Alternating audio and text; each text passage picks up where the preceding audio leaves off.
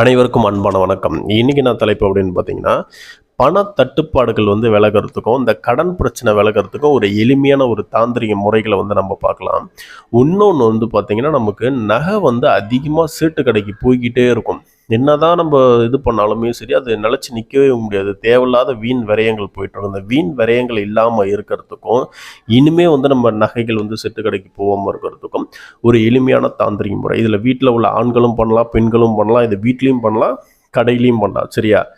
என்ன பண்ணுங்க 3 அஷ்டமி அப்படி இல்லைன்னா 3 பௌர்ணமி ஏதாவது ஒன்று மட்டும் எடுத்துக்கோங்க.